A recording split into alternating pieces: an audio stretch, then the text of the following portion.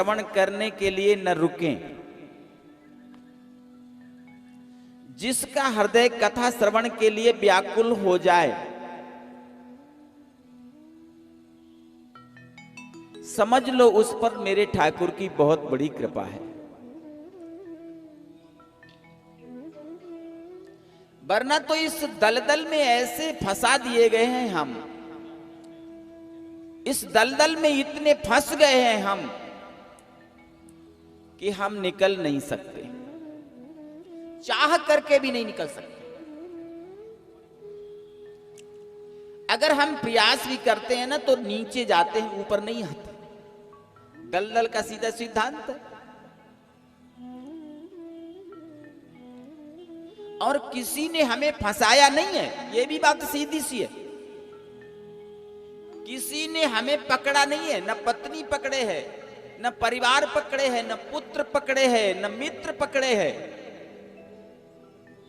हम खुद बंधे हैं, हम खुद पकड़े हैं और कहते हैं कि परिवार ने पकड़ रखा है, पुत्र ने पकड़ रखा है, पत्नी ने पकड़ रखा है। किसी ने नहीं पकड़ रखा है, आपने ही सबको पकड़ रखा है। कैसे? उस बंदर की तरह पकड़ रखा है। जैसे जब बंदर पकड़ने वाला मदारी आता है ना, बंदर को पकड़ने वाला, तो वो क्या करता है? एक गगरी लेता है और उस मटकी में, उस गगरी में चने डाल देता है। उसका मुंह छोटा होता है। बंदर को चने बहुत अच्छे लगते हैं, जैसे हमें संसार बहुत अच्छा लगता है, ऐसे बंदर को चने बहुत अच्छे लगते हैं। तो बंदर जब चने खाने के लिए हाथ डालता है उस गगरी में, चनों को लेता है, मुट्ठी बांध लेता है, बंदर खींचता है, हाथ उस गगरी में फंस जाता है। बंदर समझता है हमें गगरी में किसी ने पकड़ लिया है, गगरी के अंदर कोई बैठा है, उसने हमें पकड़ लिया है। वो चने नहीं छोड़ता है, हाथ खींचता है, लेकिन हाथ निकलने वाला नहीं, मुंह छोटा है। मदारी आता है, बंदर को पकड़ लेता है, पूरे जीवन नचाता है। अगर बंदर वो चने छोड़ देता गगरी में, तो हाथ निकल आता, स्वतंत्र हो जाता। लेकिन उसने चने नहीं छोड़े और फंस गया। ऐसे ही हम संसार को पकड़े हुए हैं, लेकिन कहते हैं क्या? संसार ने पकड़ रखा है। संसार तो छोड़ता ही नहीं।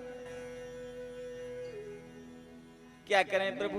बच्चे छोटे छोटे हैं ना, बस इतना सा काम कर लें, ये पढ़ जाएं, ये बड़े हो जाएं, समझदार हो जाएं, मुझे तो घर का मुंह नहीं देखना। ये कितनी देर का होता है? थोड़ी देर का। या तो भोजन समय से नहीं मिला होगा तभी ये बात आ रही है, या घर में धन की कुछ कमी हो गई हो तभी ये बात आ रही है, या पत्नी से कोई वाद विवाद हो गया हो, या बाहर से झगड़ के आए। इनके अलावा कोई बात नहीं हो सकती। वरना तो एक व्यक्ति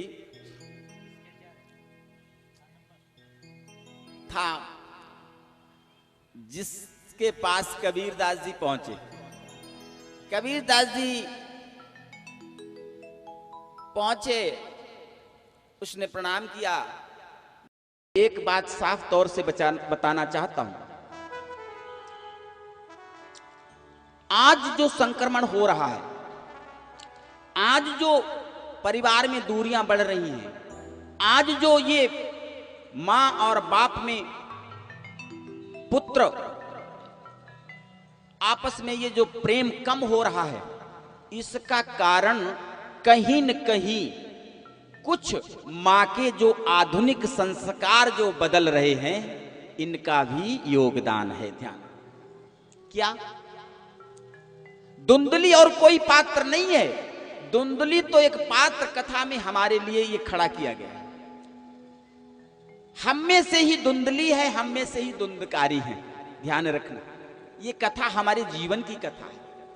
आज की कुछ जो आधुनिक अपने को मॉडर्न वुमेन जो समझती है ना, आधुनिक माताएं, उन्हें तो बच्चों को दूध पिलाने में शर्म लगती है, अपना दूध नहीं पिलाती बच्चों को। क्यों? उनका जो यौवन है ना, उनका जो कलर है ना, डाउन हो जाएगा, उनका कलर डाउन हो जाएगा। बोलो। और क्या करती हैं? बच्चे के मुंह में बोतल दे देती, चूसते रहो बेटा, चूसो। जबकि वैज्ञानिक से लेकर डॉक्टर तक ये कहते हैं कि मां का जो दूध है वो अमृत के समान है। समझ लो, अमृत के तुल्य। मां के दूध के द्वारा मां के जो संस्कार हैं वो बच्चे में प्रवेश करते हैं, तभी राम बनते हैं, तभी कृष्ण बनते हैं और तभी शिवाजी बनते हैं। ध्यान रखना, शिवाजी की मां जीजाबाई एक बार बाहर जाने के लिए हुई कुछ काम से, तो दासी से कहा, बेटा इस मेरे बेटे को गोद में रख लेना, रोए नहीं ये, इसे ढंग से रखना। दासी ने कहा, ठीक है मां, मैं बिल्कुल ढंग से रखूंगी। जीजाबाई घर से बाहर कुछ दूर पे काम था, चली गई। दासी ने शिवाजी को ले लिया। इतने में शिवाजी रोने लगे। दासी ने छुपाने का प्रयत्न किया, लेकिन नहीं चुपे शिवाजी। तो दासी ने सोचा, अब जब कैसे नहीं चुप रहा है, मां आएंगी डांटेंगी मुझे, तो दासी ने शिवाजी को अपना स्तनपान कराने लगी, दूध पिलाने लगी। इतने में जीजाबाई आ गई। जीजाबाई ने देखा, अरे इस दुष्टा ने क्या किया, मेरे शिवाजी को इसने अपना दूध पिला दिया। छीन लिया शिवाजी को दासी से और शिवाजी के मुंह में उंगली डाल के वो जितना दूध पिया था सब बाहर निकलवाया।